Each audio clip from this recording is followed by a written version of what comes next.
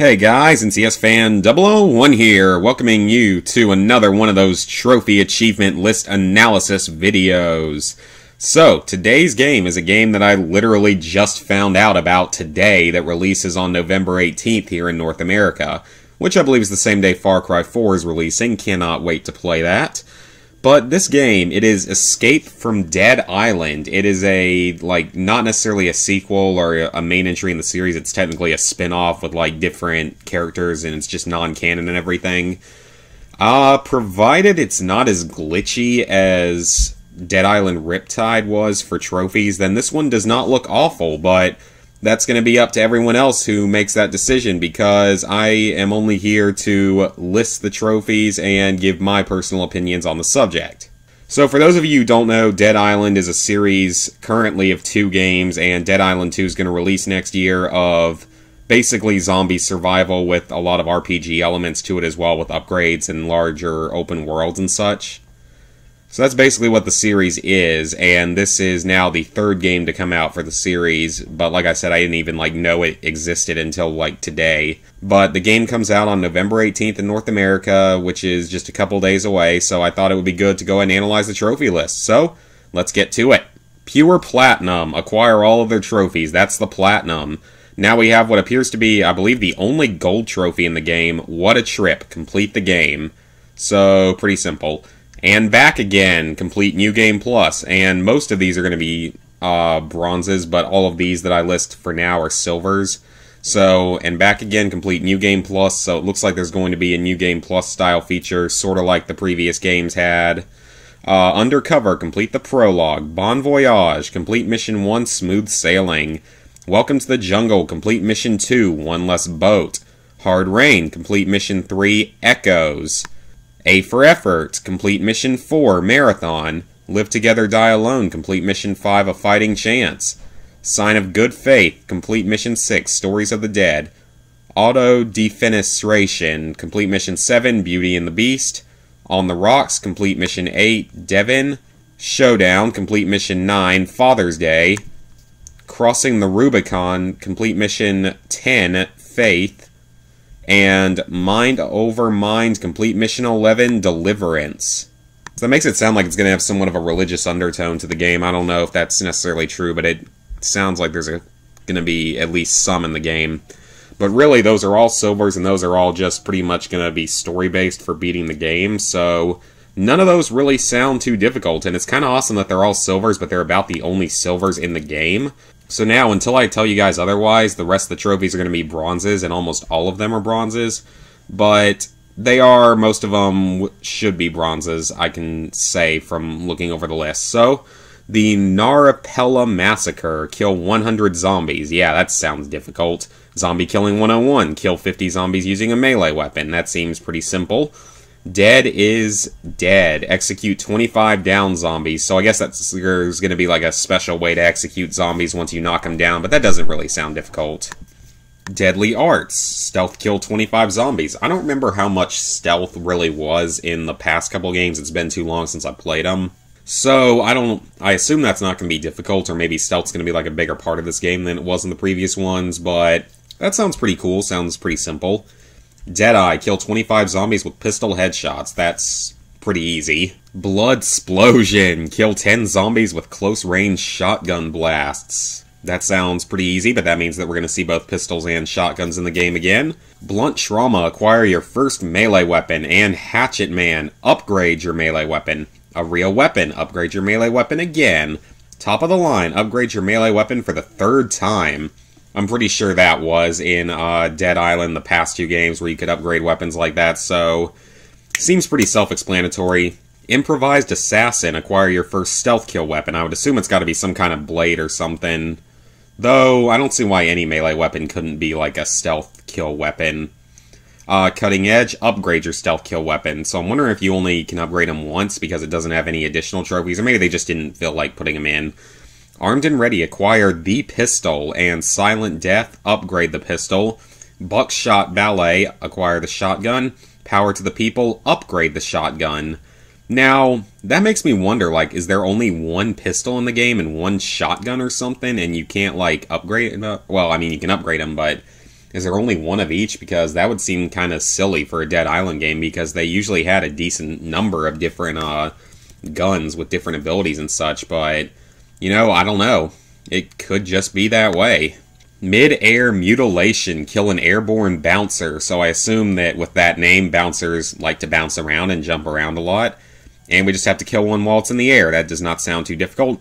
Right back at you. Kill 10 spitters with a ranged weapon. Well, that makes a lot of sense. Just shoot them. That's probably not difficult. Oh, shut up. Kill 5 sirens while they are screaming. So that means you probably got to get up close to them and shoot them with a shotgun or something while they're screaming. But that doesn't sound too difficult.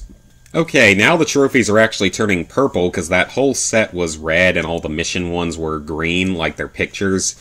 So I guess that means they're sort of a whole different set of the trophies. So, learn the ropes, acquire the rope. Anchorman, acquire the grappling hook. Through the mist, acquire the gas mask. Lightbringer, acquire the combat flashlight.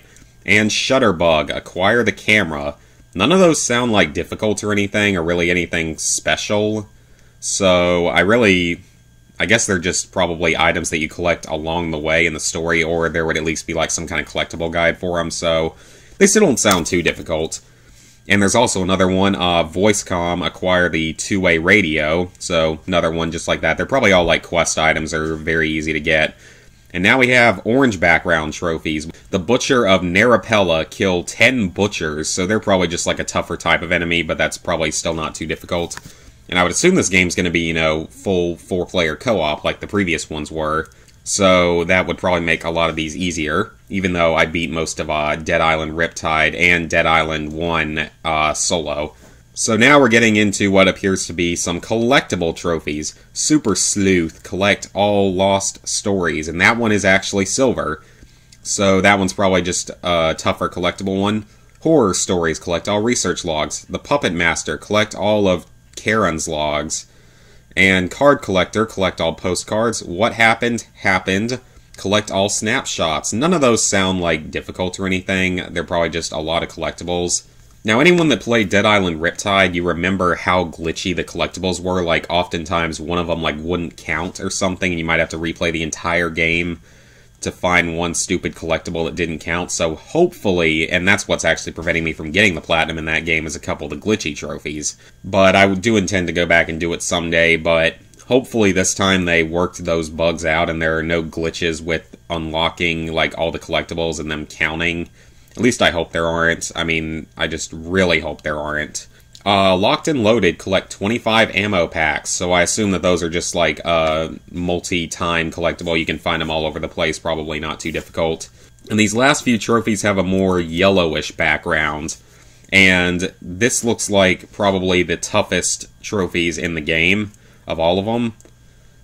Conviction, bronze, kill 5 enemies in 2 seconds. Well, that one actually doesn't sound difficult. That's probably just you can lob a grenade or something. That's probably not difficult at all. This one actually does look kind of difficult. Wow, much ninja, very sneak. Kill 10 enemies in a row without being detected. It's silver, so I assume that since it's silver, it is going to be tougher to get a lot of stealth kills in a row, but you know, there's probably going to be like an easy spot in the game that you can do it, and I know that like someone will have a guide for it, so hopefully it won't be too difficult. Thrill Seeker, recover to max health from minimum health. Considering that I did that quite a few times in the previous Dead Islands, that's probably not going to be very difficult. And this last one actually also sounds pretty tough, because now it's bronze, but it actually does sound kind of tough.